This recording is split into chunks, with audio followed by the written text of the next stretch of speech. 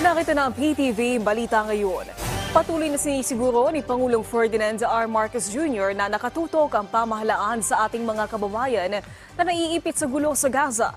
Ayon sa Pangulo, nakausap na ng mga kinatawan ng Pilipinas ang Israeli government upang ligtas na mailikas ang mga kababayan natin doon. Tiniyak din ng Pangulo na nakaantabay ang mga bus sa Cairo, Egypt para magamit ng mga Pilipino oras na makatawid sila sa Rafah crossing. Sa ngayon, nasa 115 Pilipino sa Gaza ang naisang makauwi sa Pilipinas.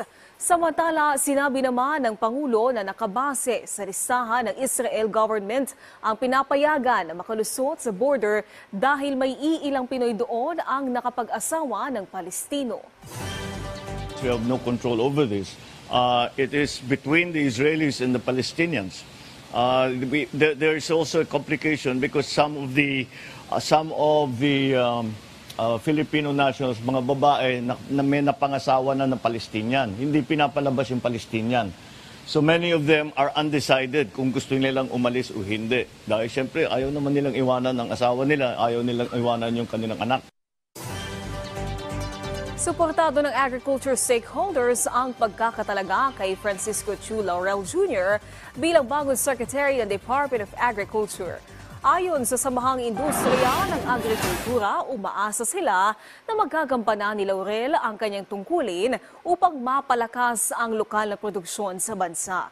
Welcome development din para sa grupong Tugon ng Kabuhayan ang pagkakatalaga sa business tycoon lalo't pamilyar aniya ito sa mga hamon sa post-production, post-harvest at marketing.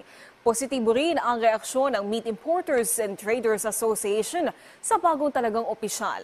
Mababatid na si Laurel ay dating presidente ng isang fishing corporation at naging miyembro ng Private Sector Advisory Council Agriculture Sector Group. Samantala, alamin natin ang ibang balita mula sa Visayas kay Jessie Atienza ng PTV Cebu. Daghang salamat na Naomi ug maayong adlaw mga turista midag sa asab sa mga tourist site dinhi sa Dakbayan sa Sugbo atol sa paghandom sa kalagkalag.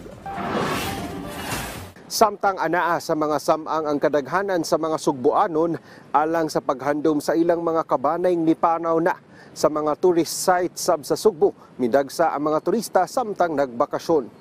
Lakip sa gibisita nila ang Plaza Independencia, Fort San Pedro ug ang Yap San Diego Ancestral House. Great. So far, so good. The restaurant, it was delicious. We had our first Halo Halo there. And then we're going scuba diving this weekend. They're very friendly. Everywhere you go, everybody's always saying, hello, good morning, good evening. And it's really nice. We're happy to help. Samtang Police Regional Office 7, naka-full alert gihapon pipila ka adlaw human sa adlaw sa kalagkalag.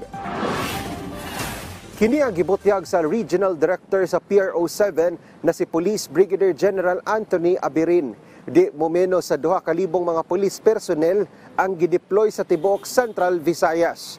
Tumong niini sa kapulisan na masigurong luwas ang publiko labi na puhon sa mga mobiyahe na usab pagbalik sa mga dakbayan human sa taas na bakasyon.